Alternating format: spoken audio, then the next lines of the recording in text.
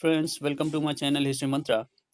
और इस वीडियो में हम बात करने वाले हैं मेसोलिथिक रॉक पेंटिंग की, अर्थात मध्य पाषाण काल पाषाण चित्रकारी की। ये पाषाण कला मानव की आरंभिक अभिव्यक्ति का परिणाम है और इसके साथ ही साथ ये सौंदर्य शास्त्र से भी जो है जुड़ा है। ये हमें मानव के अतीत की महत्वपूर्ण जानकारी देता है, जैसे कि उसका जीवन, उसका विश्वास, उसका जो व्यवसाय है, उसकी जो सामाजिक गतिविधि है इत्यादि सभी के बारे में ये पाषाण चित्रकारी हमें बताती है। पाषाण चित्रकारी हमें हिमालयन क्षेत्र में मिली है, मध्य भारत में मिली है, दक्षिण भारत में मिली है। ये पाषाण चित्रकारी हमें भीमबेटका मध्य प्रदेश, मिर्ज़ापुर उत्तर प्रदेश, चिलास, गिलगित काराकोरम क्षेत्र, लेह लद्दाख क्षेत्र, बुर्ज़होम कश्मीर, कोपुगल्लू एंड संगनकल्लू कर्नाटक इत्यादि में मिली है। 1867-68 में एसीएल कार्लाइल ने मिर्ज़ापुर जिले के कैमूर नामक क्षेत्र से माइक्रोलिथ, केव्स एंड पेंटिंग को जो है खोजा था। वर्तमान में 150 से भी ज़्यादा मेसोलिथिक पाषाण चित्रकारी हमें मिलती है भारतीय उपमहाद्वीप से, और इससे हमें मध्य पाषाणकालीन मानव के बारे में पता चलता है। ये पाषाण चित्रकारी एक दूसरे से मिलती-जुलती है। भीमबेटका जो कि मध्य प्रदेश में है, वो पाषाण चित्रकारी का एक महत्वपूर्ण स्थल है। यहाँ पे लगभग 642 रॉक शेल्टर हैं और इनमें 400 को जो है चित्रित किया गया है, सजाया गया है, और इसमें लगभग 16 कलर जो है यूज किए गए हैं इस सजावट में। सफ़ेद और लाल रंग का जो है ज़्यादा इस्तेमाल किया गया है, और ये कलर मिनरल से बनाए गए हैं। एनिमल्स की जो फैट है, चर्बी है, उसका यूज करके इन कलर का निर्माण किया गया है। इसके अलावा जो आयरन ऑक्साइड है उसका यूज लाल कलर बनाने में किया गया है, जिसको गेरू कहते हैं। चूने पत्थर का यूज सफ़ेद रंग को तैयार करने में किया गया है। हरा रंग जो है ग्रीन चेल्सिडनी से बनाया गया है। इसके अलावा जो ग्रीन एंड येलो कलर है उसका इस्तेमाल बहुत सीमित है, और ये कलर जो है मिनरल्स को पानी में मिला करके तैयार किया गया है, जिसमें जानवरों की चर्बी और जो पौधे हैं उनको भी मिलाया गया है। इसके अलावा एक ग्लू जो है वो भी मिक्स किया गया है इस कलर में। जिन जिन पाषाणों पे चित्रकारी की गई है उनकी सतह या जो पृष्ठभूमि है उसको स्मूथ या प्लेन नहीं बनाया गया है।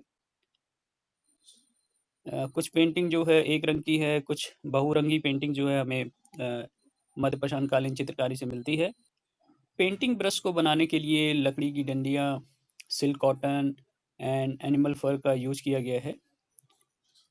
भीमबेटका की पेंटिंग में ज़्यादातर पशुओं का चित्रण है। कुल 29 पशु जो है इसमें दिखाए गए हैं। इसमें चीतल, leopard, tiger, panther, elephant, rhinoceros, fish, deer इत्यादि जो है बनाए गए हैं। ये जानवरों को जो है डिफरेंट डिफरेंट पोस्चर में बनाया गया है, जैसे कि वो खड़े हैं, घूम रहे हैं, दौड़ रहे हैं, चर रहे हैं इत्यादि। सबसे पहले जो है पशुओं की पेंटिंग बनाई गई, इसके बाद जो है ह्यूमन को उसमें शामिल किया गया। मानव का जो चित्रण है पेंटिंग में, उसमें उन्हें दिखाया गया कि वो शिकार कर रहे हैं, एक से ज़्यादा पशुओं का शिकार कर रहे हैं, और कई सारे मानव शिकारियों को दिखाया गया है, और उनके हाथों में लकड़ियाँ हैं, भाले हैं, तीर है, धनुष है, जो कि मेसोलिथिक औजार हैं। शिकार जो है एक नियोजित क्रिया रही होगी, जैसा कि हमें पेंटिंग से पता चलता है। हमें पेंटिंग से गैंडा और हाथी के भी शिकार किए जाने का उल्लेख मिलता है। लखजुआर से हमें फिश की पेंटिंग के जो है ज़्यादा वर्णन मिलते हैं, जो कि भीमबेटका के करीब है। इस पेंटिंग में सांप का चित्रण नहीं किया गया है, लेकिन शिकार की गतिविधि शामिल है। इसके अलावा हमें मछली मारने, शहद एकत्र करने, महिला और पुरुष के द्वारा पेड़ पे चढ़ने के चित्र प्राप्त होते हैं, और कुछ लोग जो है समूह में हंटिंग कर रहे थे। कुछ लोगों ने आभूषण पहन रखे हैं, और कुछ शिकारी जो हैं कुत्तों के साथ हैं। कुछ पेंटिंग जो है एक्स-रे प्रकार की हैं और जिसमें मानव के आंतरिक अंगों का चित्रण किया गया है। इसके अलावा कुछ प्रेग्नेंट पशु जो हैं वो दिखते हैं और इस चित्रकारी में पिग्स का वर्णन मिलता है।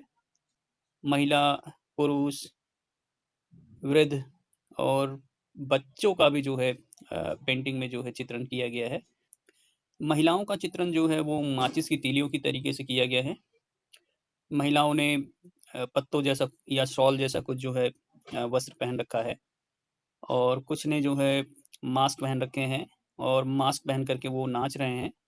हो सकता है ये किसी कर्मकांड से जुड़ा हो, शक्ति का प्रदर्शन हो या फिर खुशी या फिर कोई खेल से जुड़ा हुआ गतिविधि हो सकती है। इसके अलावा कुछ पिक्चर में हमें दिखाई देता है कि जो पशु हैं वो मानव को खदेड़ रहे हैं और भीमबेटका में हमें अ, जो श्रम विभाजन है, लिंग के आधार पे जो श्रम विभाजन है वो दिखाई देता है। महिलाओं का जो चित्रण है उसमें उन्हें लकड़ी बटोरते हुए, अनाज तैयार करते हुए और ग्राइंडिंग एक्टिविटी के साथ जो है दिखाया गया है।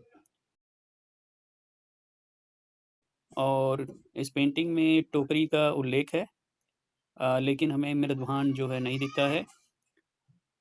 पशु की जो स्किन है या चमड़ी है उसका यूज़ पानी को लाने के लिए किया जाता था। कुछ लोगों को जो है भोजन तथा शहद एकत्र करते हुए दिखाया गया है और कुछ पिक्चर में हमें डांसिंग और मैथुन क्रिया के भी उल्लेख मिलते हैं। चित्रकारी में कब्रगाह का भी उल्लेख हुआ है और एक चित्र में हमें स्त्री और पुरुष के शोक मनाने का उल्लेख है क्योंकि उसका जो पुत्र है वो मर गया है। महिला, पुरुष, बच्चे सभी जो है एक साथ खाते हुए दिखाई देते हैं और माना जाता है कि मेसोलिथिक काल में जो फैमिली की शुरुआत है वो हो चुकी थी। पुरुषों द्वारा महिलाओं के अपहरण का भी उल्लेख हमें पाषाण चित्रकारी से मिलता है। ये प्रमाण हमें कर्नाटक के कुप्पगल्लू नामक स्थान से मिलता है। हो सकता है कि ये कोई कबीलाई युद्ध हो या फिर कोई कर्मकांड हो या विवाह जैसी गतिविधि हो। पाषाण चित्रकारी से पता चलता है कि पुरुष ज़्यादा डोमिनेंट है। महिलाएं भी शिकार कर रही हैं, लेकिन वे ज़्यादा सक्रिय रूप से शामिल नहीं हैं। वो जो है लकड़ी लेकर के एक एक कोने में खड़ी हैं।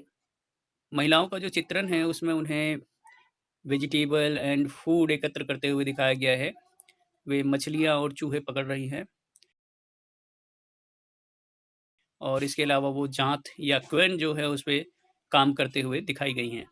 पूर्वी भारत में 55 पाषाण आश्रय हैं, जो कि उड़ीसा से हमें मिलते हैं और यहाँ पे माइक्रोलिथ जो है इन स्थलों से हमें मिला है और यहाँ पे हमें पेंटिंग और इंग्रेविंग जिसको उत्कीर्णन कहते हैं वो भी मिलता है। यहाँ से हमें ज्यामितीय और गैर ज्यामितीय आकृतियाँ जो हैं मिलती हैं और इस पेंटिंग में पूर्वी भारत की पेंटिंग में ज़्यादातर एनिमल का चित्रण है। केरला की चित्रकारी में भी ज़्यादातर पशुओं का चित्रण हमें मिलता है, न कि मानव का। अब सवाल ये उठता है कि इन चित्रकारी को क्यों बनाया गया? पहला कारण हो सकता है कि मानव जो है अपनी कलात्मकता को जो है दिखाना चाहता है। दूसरा कारण ये दिया गया है कि अपने स्थलों को जो है वो सजा रहा है और तीसरा कारण ये हो सकता है कि इन चित्रकारी के द्वारा जो है वो अपने जो स्टोरी है या दैनिक जीवन की क्रिया है उसको दिखाना चाहता हो। चौथा कारण ये हो सकता है कि ये जो पिक्चर है उसके जीवन के महत्वपूर्ण भाग रहे हों। ये चित्रकारी शायद किसी कर्मकांड, विश्वास या उपजाऊपन से जुड़ी हो। चित्रकारी शिकार क्रिया से जुड़ी है और हमें ये भी नहीं पता चलता है कि क्या ये पुरुष के द्वारा बनाई गई हैं या महिलाओं के द्वारा।